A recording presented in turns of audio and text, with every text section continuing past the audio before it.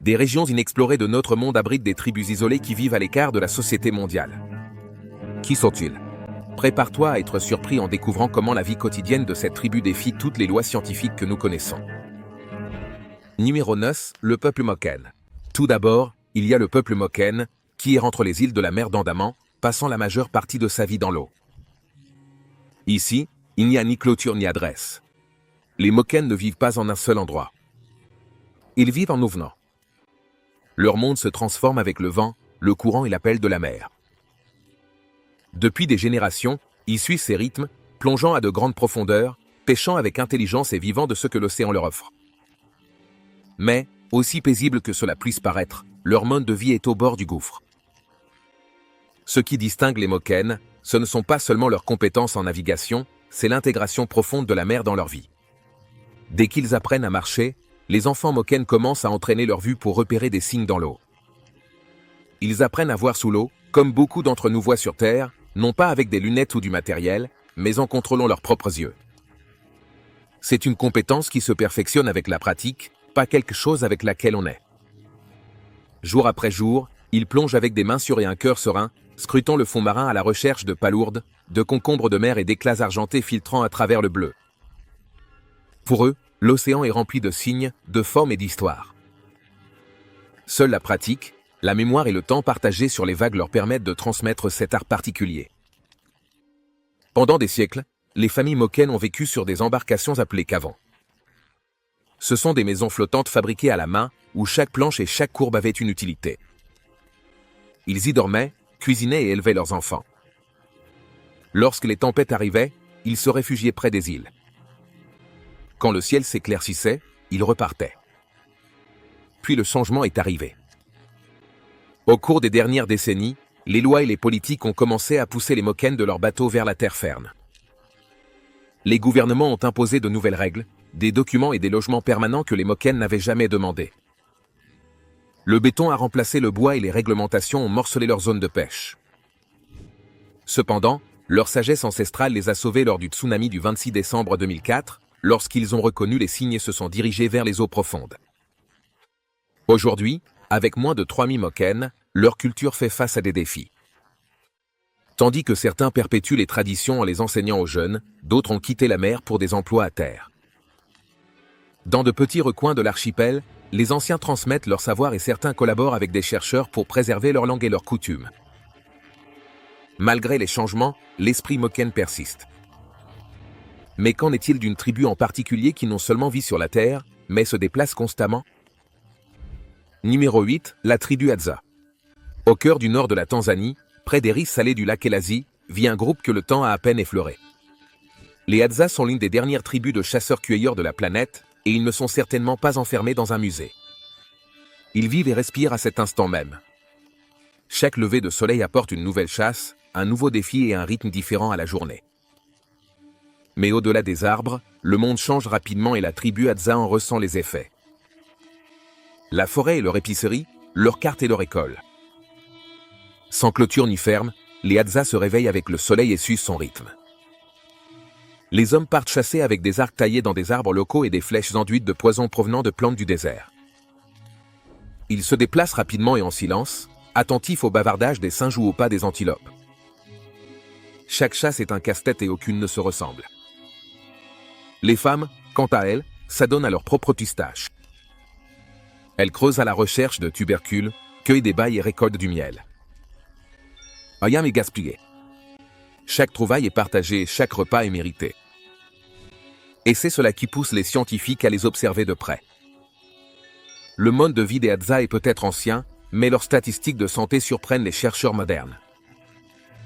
Sans salle de sport, régime ni compléments alimentaires, les Hadza possèdent encore certains des cœurs les plus sains de la planète.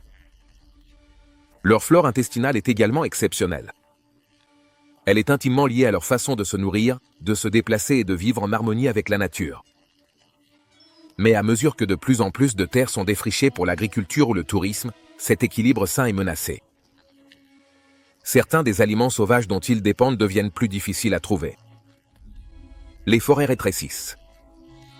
Des routes traversent d'anciens sentiers. Malgré tout, les Hadza ne renoncent pas à leur mode de vie sans se battre. Ils parlent une langue unique, pleine de clics et de tons, qui s'est transmise à travers des histoires, des chansons et des blagues racontées autour du feu. Il n'y a pas de script écrit, pas d'école, ni de professeurs officiels. Mais les leçons se transmettent de génération en génération. Chaque enfant apprend en faisant, en observant, en essayant. Même avec les pressions du monde extérieur, de nombreux Hadza continuent de choisir l'ancien chemin, dormant à la belle étoile et s'adaptant à la saison. Mais la tension monte.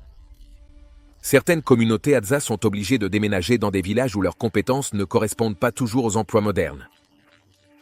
D'autres se voient dire qu'ils doivent s'installer, cultiver la terre et obtenir des papiers. Cependant, leur identité n'est pas liée à la propriété. Elle est liée au mouvement, à la liberté. Savoir où les abeilles cachent leur miel et quelle racine a le goût le plus sucré après la pluie. En parlant de personnes qui ont déménagé, il y a aussi une tribu qui a donné naissance à un pays. Numéro 7, la tribu Maori. Bien avant que les navires britanniques n'atteignent les côtes d'Aotearoa, aujourd'hui connue sous le nom de Nouvelle-Zélande, une autre tribu avait déjà marqué cette région de son empreinte. Il s'agissait des Maoris, navigateurs chevronnés et fervents défenseurs de leur patrie. Ils ont traversé les océans à bord de pirogues à double coque, guidés par les étoiles et les vagues, apportant avec eux une culture riche qui vibre encore aujourd'hui sur les îles. Mais leur voyage se poursuit encore aujourd'hui. Au cœur de la vie maori se trouve le wano, qui signifie tout simplement famille. Cependant, cette notion va bien au-delà des liens de sang. Elle englobe les ancêtres, la terre et les générations futures. Chaque sculpture, chaque tatouage, chaque chant relie une génération à la suivante. Dans une maison de réunion ou un maraï, les histoires résonnent dans les murs de bois. Ce ne sont pas seulement des décorations ni des représentations. Ce sont des souvenirs vivants enveloppés de rythmes qui se dévoilent au monde à travers la danse. L'une des expressions les plus puissantes de l'identité maori est le haka, un mélange tonitruant de frappes de pied, de chants et d'un contact visuel intense. Il n'est pas réservé uniquement aux matchs de rugby. Autrefois, le haka était pratiqué avant les batailles pour se donner de la force et avertir les ennemis. Aujourd'hui, il est aussi utilisé lors des mariages, des funérailles, des manifestations et des cérémonies. En gros, tout moment qui exige unité et puissance. Mais le haka implique bien plus que la force. Il exige de la présence. Tout le monde y participe. Cependant, il n'y a pas si longtemps, les Maoris étaient poussés aux limites de leur propre histoire. À partir du 19e siècle, la colonisation leur a coûté cher. On leur a arraché leurs terres et on a qualifié leurs pratiques culturelles de sauvages. Des générations d'enfants Maoris ont été punis pour avoir parlé leur propre langue.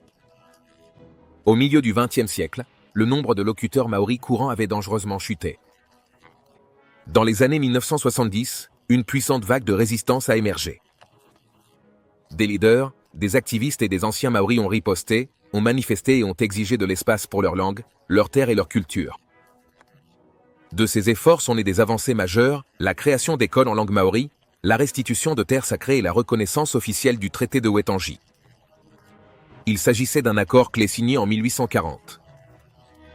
Bien qu'il ait été longtemps ignoré, le mouvement a impulsé une renaissance culturelle qui continue de prendre de l'ampleur aujourd'hui. Le te reo maori, c'est-à-dire la langue maori, fait un retour en force. Les jeunes maoris apprennent la langue que l'on avait dit à leurs grands-parents d'oublier. Elle se parle à la maison, se chante dans les chansons et est diffusée à la télévision nationale. Le haka est désormais enseigné dans les salles de classe. Le tatouage traditionnel, appelé tamoko, n'est plus caché. Il est maintenant porté avec fierté, et non plus à décompte. L'histoire maori refuse de disparaître. Au contraire, elle devient plus forte, plus visible et plus enracinée. Qu'il s'agisse d'un étudiant qui apprend ses premiers mots de te reo ou d'un grand-parent qui transmet à haka, le cycle continue. Le passé ne reste pas enfermé dans les musées car, pour les Maoris, c'est tout simplement impossible. Numéro 6, la tribu squelette.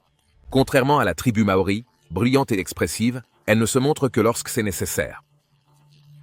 La tribu squelette, la nation Chimbu, au cœur des hautes terres enveloppées de brume de Papouasie-Nouvelle-Guinée, est connue sous le nom de tribu squelette. Les membres de la tribu squelette éprouvent une profonde affection pour leur peuple. Quant aux étrangers, ils ne sont pas les bienvenus sur les terres de la tribu squelette. Ces gens commencent la journée avec la lumière du soleil qui perce à travers leurs montagnes. Tous les membres de la tribu s'attellent à leurs tâches quotidiennes avec détermination, tandis que les hommes et les femmes s'occupent de leur potager et préparent la nourriture, tout en transmettant aux nouvelles générations leurs traditions culturelles.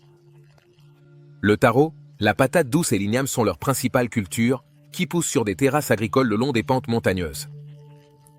Dès leur plus jeune âge, les enfants apprennent à planter des légumes, à récolter et à développer une attitude sacrée envers les champs qui les nourrissent.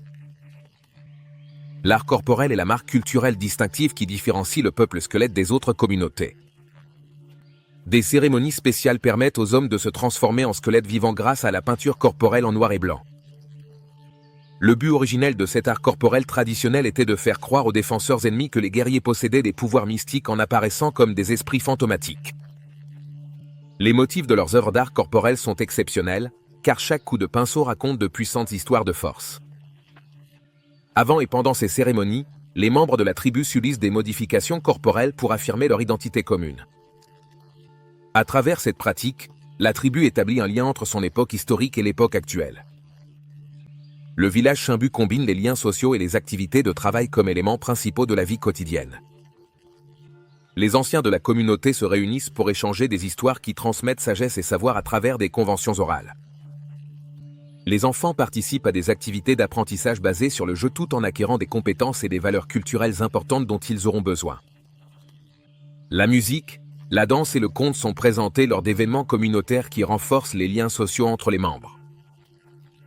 En tant que valeur fondamentale de la culture Chimbu, la communauté est fermement centrée sur l'unité collective, de sorte que chaque membre soutient la réussite de l'ensemble du groupe. La spiritualité imprègne tous les aspects de la vie de cette tribu. Ils éprouvent un profond respect pour leurs ancêtres et les esprits qui habitent la nature. Des rituels et des cérémonies sont organisés pour honorer ces esprits, dans le but de rechercher leur guidance et leur protection. La peinture corporelle en forme de squelette est devenue un symbole de cette connexion spirituelle, représentant la fine frontière qui sépare les royaumes physiques et spirituels. Les pratiques culturelles uniques des Chimbu ont attiré l'attention bien au-delà de leur foyer dans les hautes terres. Les visiteurs sont souvent fascinés par leurs cérémonies vibrantes et l'impact visuel saisissant de l'art corporel squelettique. Cependant, pour les Chimbu, ces traditions ne sont pas des représentations destinées aux étrangers, mais des expressions fondamentales de leur héritage et de leur identité. Ils continuent de vivre au rythme de leurs ancêtres, maintenant un mode de vie qui honore le passé tout en embrassant le présent. Une autre tribu qui accorde de la valeur à la tradition et qui tient toujours ses ancêtres en haute estime est la tribu Mazé. Numéro 5, le peuple Mazé. La tribu Mazé se distingue par ses vêtements traditionnels et ses pratiques culturelles, qui s'intègrent à leur environnement et à leur structure sociale. La tribu Mazé accorde une grande importance à son bétail, en particulier aux bovins. Les Mazé estiment les bovins plus que les autres animaux d'élevage, car ils leur fournissent de la nourriture. Le bétail définit également leur richesse et leur statut. Bien qu'il soit fondamental pour leur identité culturelle, les routines quotidiennes commencent par le soin des troupeaux, en les emmenant paître et en leur apportant l'attention nécessaire. Le mode de vie pastoral témoigne du lien fort qu'ils entretiennent avec leur environnement naturel. Tout comme leurs coutumes, les éléments de l'apparence traditionnelle des Mazé se distinguent autant que leur routine quotidienne. Les hommes et les femmes Mazé, avec leurs vêtements traditionnels rouges et bleus, se distinguent par leur shuka dans leur habitat de savane. Chaque pièce de perle sur leur corps raconte une histoire personnelle qui représente leur statut, leur réalisation et leur âge. La pratique d'étirer et de décorer les loques des oreilles est une expression culturelle que tous les hommes et femmes Mazé pratiquent. La musique et la danse sont des éléments culturels essentiels pour le peuple Mazé. Leurs expressions musicales, qui commencent par une voix soliste harmonisée avec d'autres, créent bien plus qu'un simple divertissement musical, tout en servant de registres historiques et d'enseignements de valeurs. Les jeunes guerriers participent à la danse à du nu, sautant au-dessus du sol pour atteindre la hauteur verticale maximale. La société Maasai se valorise en tant que communauté. Les personnes qui y résident vivent dans des fermes où la coopération familiale est maintenue pour assumer les responsabilités communes. En tant que partie essentielle de la communauté Maasai, les femmes accomplissent de multiples tâches, telles que la construction des habitations, la préparation des repas et la garde des bébés. Les traditions se perpétuent à travers leur travail, qui contribue également au bien-être général de leur communauté. La religion est fondamentale pour le mode de vie du peuple Maasai. Ils vénèrent Tenkai, une divinité qui incarne à la fois la bienveillance et la colère, reflétant ainsi la dualité même de la nature. Des rituels et des cérémonies marquent les événements importants de la vie, renforçant leurs croyances et consolidant les liens communautaires. La résilience de ce groupe est unique. Bien que leurs coutumes les distinguent dans un monde en perpétuel changement, leur mode de vie reste unique. Comme toutes les autres tribus de cette liste, ils accomplissent également des actes en l'honneur de leurs ancêtres, tandis que les Maasai accordent une grande importance à l'esthétique, à l'apparence et à la culture. La tribu Korowai, en revanche, est connue pour être des chasseurs habiles. Numéro 4, la tribu Korowai. Cachée dans les denses forêts du sud-est de la Papouasie, la tribu Korowai mène une vie très éloignée du monde moderne. Depuis des générations, ils prospèrent dans l'isolement, construisant des maisons qui semblent défier la logique. Celles-ci sont perchées sur des pilotis en bois ou nichées dans les cimes d'arbres imposants. Ce mode de vie singulier ne se limite pas au panorama. Ces hautes maisons dans les arbres les protègent du bourdonnement constant des moustiques, des serpents et d'autres ennemis. Mais plus encore, ils croient que la forêt est habitée par des esprits errants. Surtout à la tombée de la nuit, ces maisons surélevées servent de bouclier contre les forces surnaturelles qui, selon eux, rôdent en dessous pendant la nuit. Les maisons dans les arbres des Korowai sont de véritables prouesses d'ingénierie, à la fois instinctives et pures. Elles sont construites sans outils modernes. Elles sont bâties avec des matériaux provenant directement de la jungle. Le bambou, de gros troncs, des lianes et les larges feuilles du palmier sagou en sont les composants de base. Une cabane dans les arbres bien construite peut prendre plusieurs semaines à être achevée et, avec soin, peut durer plusieurs années. Bien qu'une maison moyenne se situe entre 3 et 10 mètres au-dessus du sol, certaines des plus hautes atteignent 40 mètres. Cependant, ces constructions extrêmes reposent principalement sur la fierté. Les jeunes relèvent souvent le défi de construire ces maisons très hautes afin d'élever leur statut au sein de la communauté. Une fois le travail terminé, un banquet est organisé en leur honneur et pour leur réputation. La réputation s'accroît, mais ces maisons sont généralement trop inconfortables pour y vivre longtemps. Les familles préfèrent des hauteurs plus pratiques, où la vie quotidienne se déroule plus facilement. La vie quotidienne chez les Korowai tourne autour de la nature et de la survie. Leur aliment de base est le palmier sagou, une plante riche en amidon qu'ils récoltent et transforment en pâte ou en galette. Comme la nourriture, le travail est intense. Tandis que les hommes coupent le palmier, les femmes et les enfants extraient la pulpe et la communauté se réunit pour la préparer. La chasse joue également un rôle important dans leur alimentation. Ils utilisent des arcs, des flèches et des pièges pour capturer de petits animaux comme des oiseaux, des sangliers et même de gros insectes. La pêche se pratique avec des lances et des lignes artisanales dans les rivières et les ruisseaux voisins. Ce qui leur manque en biens matériels, ils le compensent par leur connaissance de la forêt. Les Korowai évoluent dans leur univers avec confiance et lucidité. Les Korowai ne sont pas seulement des survivants, ils forment une société profondément structurée. Bien qu'ils ne disposent pas d'un organe de gouvernement formel, le leadership repose sur l'âge, l'expérience et la sagesse. Les anciens prennent les décisions et résolvent les différends. Les clans constituent le noyau de leur système social et chaque clan possède ses propres terres et ses propres palmiers sagou. Cette propriété est respectée et utiliser les ressources d'un autre clan sans permission peut entraîner de graves conflits. Malgré cela, les Korowai ne sont pas connus pour leur violence. Comparés à des tribus voisines comme les Asmat, ils sont considérés comme relativement pacifiques. Ils préfèrent résoudre les problèmes par le dialogue et les coutumes traditionnelles plutôt que par la confrontation. Un sujet qui suscite souvent le débat parmi les étrangers est l'affirmation selon laquelle les Korowai pratiqueraient le cannibalisme. Lorsque les Korowai ont été contactés pour la première fois par des étrangers à la fin des années 1970, des rapports ont fait état du fait que la tribu avait découragé et dévoré des individus qu'elle accusait d'être des sorciers ou kakua. On croyait que ces personnages étaient des humains possédés par des esprits maléfiques qui apportaient maladies et décès à la tribu. Dans de tels cas, l'accusé était pris en charge par la communauté et, selon certains récits, dévoré comme forme de rétribution spirituelle. Certains anthropologues pensent qu'il s'agissait d'un acte rituel et symbolique et non d'une pratique courante.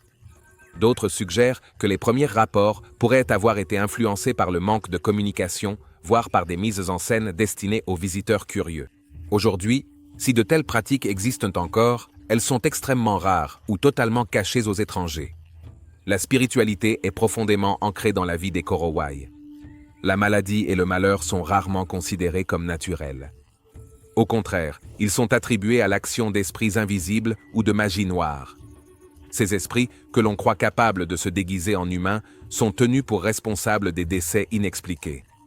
Pour se protéger, les Korowai ont recours à leur propre système de médecine traditionnelle, à des rituels et, parfois, à l'exorcisme. Tout comme les cérémonies, certaines zones de la forêt sont considérées comme hantées ou maudites et sont strictement évitées. Ces tabous se transmettent de génération en génération et sont respectés sans remise en question. Aujourd'hui, certains Korowai ont déménagé dans des villages situés au bord des rivières, où ils ont un accès limité à des produits comme le riz, le café et le sucre. Ces zones offrent un accès à des médicaments de base et à des outils simples, ce qui attire les familles en quête d'une vie un peu plus facile. Cependant, beaucoup préfèrent encore leur mode de vie ancestral au cœur de la forêt, où ils continuent de vivre dans des maisons perchées dans les arbres, préservant les anciennes coutumes et enseignant à la génération suivante à vivre en harmonie avec la jungle. Contrairement aux colons des villages, les familles traditionnelles Korowai vivent comme des nomades, déménageant tous les quelques années lorsque les réserves locales de sagou s'épuisent. En déménageant fréquemment, ils laissent beaucoup de choses derrière eux. Cependant, cela montre qu'ils n'accordent pas assez de valeur aux possessions matérielles pour les emporter avec eux. Les Korowai sont l'une des dernières communautés de la planète à vivre aussi près de la Terre, ne répondant qu'à la nature. Tout comme les Korowai, les pygmées reçoivent également des qualités de la nature qui leur permettent de s'orienter dans les forêts et les lieux inconnus. Numéro 3. Les pygmées du Congo. Cachés sous l'épais couvert de la forêt tropicale d'Afrique centrale, vivent des communautés dont le rythme quotidien est resté en harmonie avec la forêt depuis des siècles. Ces peuples, les Mbuti, les Aka, les Baka et les Twa, ne font pas que survivre dans l'un des environnements les plus difficiles du monde. Ils prospèrent grâce à leurs connaissances approfondies, leur capacité d'adaptation agile et leur tradition transmise de génération en génération. Ce qui les distingue instantanément, c'est leur taille. Les plus grands dépassent rarement 1,50 m. Les peuples dits pygmées possèdent des caractéristiques physiques qui, selon certains, leur permettent de se déplacer dans la forêt avec une efficacité inégalée. Mais ne confondez pas petite taille et vie insignifiante. Ces communautés vivent pleinement, d'une manière qui compte. Leur vie repose sur des groupes très soudés de 15 à 70 personnes. Mais ce nombre n'est pas fixe. Il varie en fonction de la disponibilité du gibier, des épidémies et de la proximité des routes commerciales ou des liens avec les villages. Cette flexibilité leur permet de s'adapter rapidement, se déplaçant lorsque les ressources s'épuisent, et lorsqu'ils partent, la forêt se régénère presque immédiatement, car lorsqu'ils défrichent un endroit pour des cabanes temporaires, ils ne coupent que de petites plantes et des jeunes pousses, jamais les arbres majestueux. Cette approche soigneuse permet de préserver intacte la canopée de la forêt. Lorsqu'ils s'installent, leurs habitations s'élèvent rapidement. Imaginez de petites cabanes en forme de dôme, faites de jeunes arbres courbés et recouvertes de feuilles d'arbres teja. Leur apparence est étonnamment similaire à celle des maisons voûtées des Inuits de l'Arctique. Et tout comme leur architecture, chaque moment de leur journée est conçu avec un objectif précis. Les hommes passent des heures à chercher de la viande d'animaux sauvages ou du miel, et parfois ils grimpent même à plus de 30 mètres dans les arbres pour trouver des ruches. La fumée étourdit les abeilles juste assez longtemps pour qu'ils puissent les atteindre et récolter leur butin. Les femmes, quant à elles, se consacrent à la cueillette, parcourant la broussaille avec de grands paniers attachés dans le dos. Mais bien que leur méthode soit ancestrale, ces habitants de la forêt ne sont pas étrangers au contact avec l'extérieur. Pendant une partie de l'année, de nombreuses familles campent près des villages. Là, ils échangent du miel, de la viande d'animaux sauvages ou de la main-d'œuvre contre du manioc, des légumes, des outils ou du tissu. Ces échanges ne sont pas de simples accords ponctuels. Les familles de la forêt ont souvent des liens avec des familles de villages spécifiques, et ces liens perdurent. Dans de nombreux cas, les deux mêmes familles resteront unies pendant des générations, car elles dépendent l'une de l'autre. Pourtant, tout n'est pas facile dans leur vie. Le mot « pygmée » ne leur a jamais appartenu. Au contraire, il leur a été attribué par des colons étrangers de Belgique et de France, et beaucoup le considèrent comme offensant, même si des organisations internationales comme les Nations Unies l'utilisent. La plupart des communautés forestières préfèrent être connues par leurs véritables noms ethniques. Numéro 2. Asaro-Mudman. Les Asaro-Mudmen sont devenus célèbres grâce à une tradition unique en son genre. Cette tribu habite en Papouasie-Nouvelle-Guinée, près de la rivière Asaro. Son nom provient de la rivière qu'ils considèrent comme leur foyer, avec de petites communautés dispersées autour de Goroka. Bien qu'ils soient divisés en plusieurs tribus et clans, Ils maintiennent un lien étroit à travers leur histoire, leurs rituels et l'utilisation du dialecte Dano, une langue parlée uniquement dans cette petite partie du monde. Ce qui distingue vraiment les Asaro, c'est la légende qui entoure leurs emblématiques Zolozaz, des masques d'argile qui semblent sortis d'un rêve. Selon l'histoire, les Asaro ont été victimes d'une embuscade tendue par une tribu rivale. Pour tenter de s'échapper, ils se sont immergés dans les eaux troubles de la rivière Asaro. En émergeant couverts d'argile blanche, leurs ennemis les ont pris pour des esprits et se sont enfuis, pris de panique. À partir de ce moment-là, les Asaro se sont inspirés du mythe, créant des masques évocateurs en argile ornés de crocs, de pierres et de traits acérés. Ils les portaient tout en se couvrant le corps de boue grise, ajoutaient des extensions de bambou à leurs doigts et se déplaçaient de manière mystérieuse et délibérée pour amplifier l'effet surnaturel. Même aujourd'hui, les Asaro utilisent ces masques lors de festivals publics et de rassemblements culturels. Il n'existe pas deux masques identiques. Chacun est fabriqué à la main, une expression artistique née directement de l'imagination de son créateur. Peintes ou non, elles sont théâtrales, troublantes et profondément symboliques.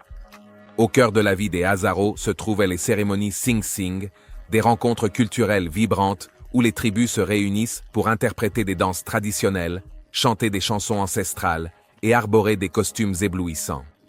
À travers des mouvements rythmés, des tambours superposés et des récits dramatiques, les danses donnent vie à l'histoire. Mythes, légendes et contes tribaux se transmettent de génération en génération, préservant ainsi une culture vivante. Au-delà de leur art et de leur performance, les Asaro sont des agriculteurs experts. La patate douce est leur aliment de base et des générations de savoir leur ont appris à obtenir des récoltes abondantes des sols des hautes terres.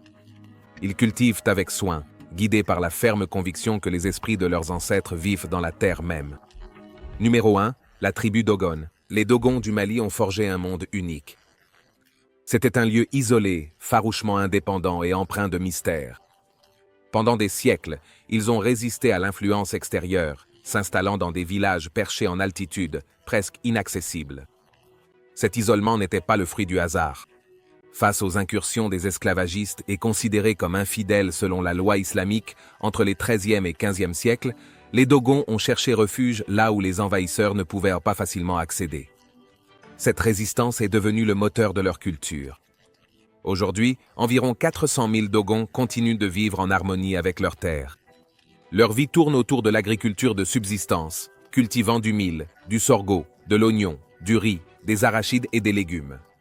Ils cultivent également du tabac et l'élevage de bétail comme les chèvres et les poules est courant. Après la récolte, les villageois se réunissent souvent pour savourer le dolo, une bière amère artisanale fabriquée à partir du sorgho local. Les villages Dogon suivent une structure sociale détaillée basée sur la parenté et la caste. Chaque caste possède son propre métier, qui inclut les forgerons, les tanneurs, les historiens oraux, les sculpteurs sur bois et les musiciens. Tous remplissent des fonctions qui se transmettent de génération en génération. La vie communautaire s'articule autour de structures uniques comme la Maison de la Parole, où les hommes se réunissent pour débattre de questions de justice, de commerce ou de politique sous la chaleur de midi. Les Dogons sont connus pour leurs riches traditions artistiques et spirituelles. Leur religion combine le culte des ancêtres avec la vénération de la nature, exprimée à travers d'imposantes sculptures en bois et des rituels. Le plus emblématique est le Sigui, une fascinante danse de masques et d'échasses qui n'a lieu que tous les 50 ans, synchronisée avec l'orbite de l'étoile Sirius B. Autour de Sirius A, chaque Sigui exige qu'une nouvelle masque soit fabriquée par chaque famille, ce qui symbolise la transmission de la tradition. Et ce lien cosmique est profond. Bien avant que l'astronomie moderne ne le confirme, les Dogons croyaient que Sirius était un système composé de 3 étoiles. Sirius A, Sirius B et l'invisible C. Comment ils l'ont su demeure l'un des grands mystères non résolus de la science. On se retrouve dans la prochaine vidéo.